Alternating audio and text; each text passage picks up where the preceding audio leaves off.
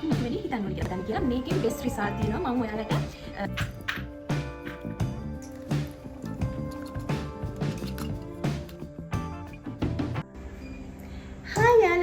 ඉතින් ඔයාලට කොහොමද? මං හිතනවා ඔයාලා හැමෝම සනීපෙන් ඇති කියලා. ඉතින් අද නම් ගෙනාවේ ඩේ vlog එකක් නෙවෙයි. අද ගෙනාවේ මම ස්කින් කෙයර් වීඩියෝ එකක්. ඇත්තටම මම බඳින්න කලින් නම් නැචරල් ස්කින් කෙයර් ටිප්ස් ගොඩක් යූස් කරපු කෙනෙක්. හැබැයි බැඳලා බබා හම්බුනායින් පස්සේ මට ඇත්තට මේවා අතපසු වුණා. මොකද ඇත්තටම චුටි බබෙක් එකේ අපිට ඒවා කරන්න හරි අමාරුයිනේ. ඒ නිසා ඒ වුණාට මට හිතුණා දැන් අපි ටිකෙන් ටික වයසට යනවා. බබාලා ටිකෙන් ටික ලොකු වෙනවා. ඉතින් ඒත් එක්ක අපේ ස්කින් එක ගැන අපි මීට වැඩිය හිතන්න ඕනේ කියලා. මම ප්‍රොඩක්ට් යූස් කරනවා. හැබැයි නැචරල් පැක් වගේ දේවල් යූස් කරේ නැහැ බබා හම්බුනායින් පස්සේ. ඒ වුණාට මට හිතෙනවා අපේ මේ හැම දැන් එන්න වෙනස් වෙනවනේ. ඒත් කියන්නේ රැලි වැටෙන්න ගන්නවා. එතකොට pigmentation, dark spot ඔය වගේ දේවල් එන්න බලනවා වැඩිනේ දැන්. ඉතින් මට හිතුණා ඒ නිසා දැන් natural treatment එකක් පාවිච්චි කරන්න ඕනේ, natural pack එකකට යන්න ඕනේ කියලා. ඉතින් මම ගෙදරදී නිතරම පාවිච්චි කරපු pack එකක් තමයි අද ඔයාලත් එක්ක share කරගන්නේ. මම සාමාන්‍යයෙන් මේ වගේ treatment කරද්දී නිතරම use කරපු ingredients දෙකක් තමයි coffee and aloe vera කියන්නේ. ඔයාලට මේකට aloe vera gel use කරන්නත් පුළුවන්. හැබැයි මම නම් ස්වභාවික aloe vera තමයි use කරන්නේ. එහෙනම් එන්න මාත් එක්ක මම ඔයාලට මුලින්දන් කියලා දෙන්නම් කොහොමද natural විදිහට මේ aloe vera and coffee use කරලා cleanse එක හදන්නේ, scrub එක හදන්නේ, ඒ වගේම pack එක හදන්නේ කියලා. මේකෙන් best result තියෙනවා. මම ඔයාලට ගොඩක් recommend කරන pack එකක්, cleanse එකක්, scrub එකක් තමයි මේක. ඔයාලා මේක සතියකට එකපාරක් හරි දෙපාරක් හරි use කරලා බලන්න. ඔයාලට best result මේකෙන් අනිවාර්යයෙන්ම හම්බෙනවා. හරි. එහෙනම් අපි දැන් බලමු කොහොමද මේක හදාගන්නේ කියලා. අපි මේකට ඊට අමතරව pack එක හදන්න කඩල පිටි use කරනවා. ඔයාලා හැමෝම දන්නවනේ කඩල පිටි කියන්නේ හොඳ ingredient එකක් කියලා.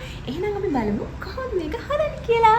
එන්න මුලින්ම මම මගේ බැල්කනි ගාඩන් එකේ හිටවලා තියෙන කෝමාරිකා පෝච්චියෙන් අත්තක් කපා ගන්නවා. කෝමාරිකා ශාකය නම් අපේ නිවසක තිබිය යුතුම ශාකයක්. අපේ රුපේ ලස්සන කරනවා වගේම හදිස්සියකදී අපේ අතක් පිලිස්සුනත් බඩේ දැවිල්ලක් ආවත් මේ කෝමාරිකා කියන්නේ මහගෝසුවක්. ඉතින් කෝමාරිකා අපේ හැමට හොඳ තෙතමනයක් ලැබෙන දෙයක්. හැබැයි සමහරු කියනවා කෝමාරිකා ගෑවහම කසනවා, රතු වෙනවා, කළු වෙනවා ඔය වගේ දේවල්. ඔයාලා හොඳට බලන්න කෝමාරිකා අත්තක් කැපුවාම කහපාට දියරයක් වගේ දෙයක් ඒකෙන් බැක්කිරෙනවා නේද? ඒ දියරය අපේ හැමට ගොඩක් සැරයි. දන්නේම නැතිව මේක පිටින්ම කෝමාරිකා මුහුණ ගෑවොත් තමයි අපේ සම කසන්නේ, රතු වෙන්නේ. සමහර වෙලාවට මුණ පිච්චිලා රෑෂ් වගේ දේවල් එන්නත් පුළුවන්.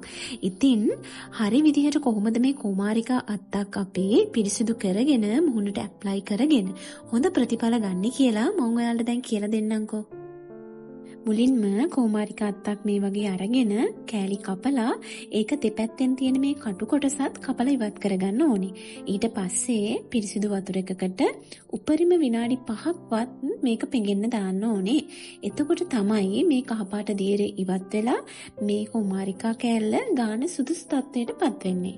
ඊට පස්සේ ඔයාලට මේකේ මදේ සූරලා අරගෙන පේස්ට් එකක් වෙන්න බ්ලෙන්ඩර් කරගන්නත් පුළුවන්, වංගෙඩියක කොටා ගන්නත් පුළුවන්.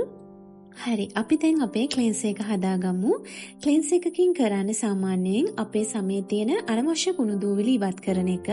මම මේකට කෝමාරිකා සහ කොෆි යූස් කරනවා. normal and dry skin තියෙන කෙනෙකුට මේකට එලකිරි යූස් කරන්නත් පුළුවන්. ඉතින් මේ කෝමාරිකා කොෆි ක්ලෙන්සර් එකෙන් සම මෘදු කරනවා වගේම දීප්තිමත් පිරිසුදු සමක් ලබා දෙනවා. ට්‍රීට්මන්ට් එක පටන් ගන්න කලින් අපි අපේ මුහුණ හොඳින් සෝද ගන්න ඕනේ. ඊට පස්සේ අපි හදාගත්තු ක්ලෙන්සර් එක අරගෙන මුහුණේ මේ විදිහට කවාකාරව උඩු අතට අතුල්ල ගන්න ඕනේ.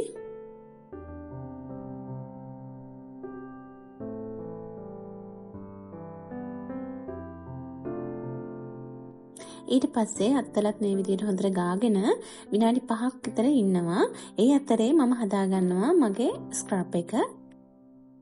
මම මේ සඳහා පාවිච්චි කරන්නේ කෝපි, සීනි වගේම කුමාරිකා. කෝපි නිසා මුහුණ පැහැපත් වෙනවා වගේම අපේ සමේ මුහුණේ මැරුණු සම ඉවත් කරනවා.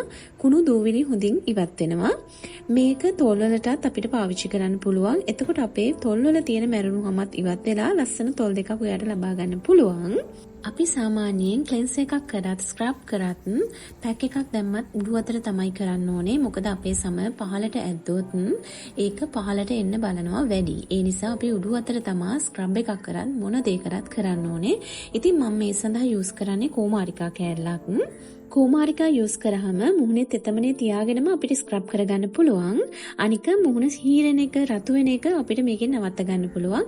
ඔයාලට තක්කාලි පාවිච්චි කරන්නත් පුළුවන්. ඊට වැඩිය මම පෞද්ගලිකව කැමති කුමාරිකා පාවිච්චි කරන්න. මොකද ඒකෙන් අපේ සමට කිසිදු හානියක් සිද්ධ වෙන්නේ නැහැ. තෙතමනයත් ආරක්ෂා කරගෙන අපිට ඉක්මනින් ලස්සන වෙන්න පුළුවන්. ඔයාලා මුහුණට මේ දේවල් ඇප්ලයි කරද්දී ඇස් වටේ ගන්න එපා. මොකද අපේ ඇස් වටේ හරිම සෙන්සිටිව්. ඒ නිසා ඇස් වටේ කළු වෙනවා ඉක්මනින්ම. මම දවසක ඔයාලට ඇස් වටේ කළු ඉවත් කරගන්න ට්‍රීට්මන්ට් එකක් කියලා දෙන්න. ඊට පස්සේ මම මේ ස්ක්‍රබ් එකත් විනාඩි 5ක් විතර මුහුණේ තියාගන්නවා. හරි. අපි දැන් බලමු කොහොමද පැක් එක හදාගන්නේ කියලා. මම මේ සේරම කලින් හදලා දැම්මා තිබුණේ. හැබැයි ස්ටෙප් බයි ස්ටෙප් මම ඔයාලට මේක කියලා දෙන්න. මම මේ පැක් එකට කෝපි කුඩු හැන්ද, කස්තුරි කහ, කුමාරිකා වගේම කඩල පිටි හැඳි දෙකක්, යෝගට් ඒ වගේම දෙහි බින්දු කිහිපයක් එකතු කරගන්නවා. ඊට පස්සේ වතුර දාලා මේක කවලම් කරගන්නවා. ඔයාලට වතුර වෙනුවට මී පැණි යූස් කරන්න පුළුවන් නම් හොඳයි. ඒ වගේම විශේෂ කාරණයක් තමයි ඔයාලට තියෙන්නේ තෙල් සහිත සමක් නම් යෝගට් යූස් කරන්න එපා. නෝමල් ඒ වගේම ඩ්‍රයි ස්කින් එකක් තියෙන අය විතරක් යෝගට් ඇඩ් කරන්න. ඒ වගේම ඒකට දෙහි බින්දු කිහිපයකුත් එකතු කරලම මුහුණේ ආලේප කරන්න. ඒක ගොඩාක් හොඳයි. හරි. ඔන්න මම දැන් මුහුණ හොඳට වොෂ් කරගෙන පැක් එක ඇප්ලයි කරන්න යන්නේ. ඔයාලට බ්‍රෂ් එකක් වගේ තියෙනවා නම් මේක මුහුණට ඇප්ලයි කරන්න ලේසි. හැබැයි ඊට වඩා අපේ ඇඟිලි තුර වලින් මේ පේස්ට් එක හොඳට මුහුණට ඇප්ලයි කරන්න පුළුවන් කියලා මට හිතෙනවා. හරි. කොහොම හරි එන්නකෝ අපි දැන් ඇස් වටේ ඉතිරි කරලා මුහුණේ බෙල්ලේ ඒ වගේම මේ පේස්ට් එකෙන් ඉතිරි වෙන ටික අත්වලයි කකුල් වලයි ගාලා පැය භාගයක් විතර මේක හොඳට ඇබ්සෝබ් වෙනකම් මුහුණට ඉන්න ඕනේ. ඔයාලා ඉතින් පැය කාලක් වුණත් පැය භාගයක් වුණත් කමන්නේ නැහැ. ඔයාලට ටයිම් තියෙන විදිහට මේක මුහුණේ තියාගන්න.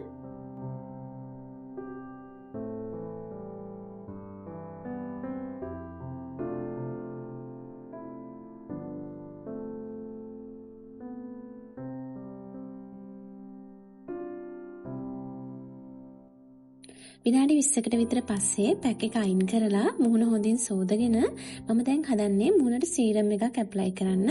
මේ වෙලාවදී නම් මුහුණ අල්ලනකොට හරියට ආස හිතෙනවා. මොකද ස්කින් එක ග්ලාස් එකක් වගේ හරිම ක්ලියර් වෙලා ලස්සන පාටක් මුහුණට ඇවිල්ලා තිබ්බා.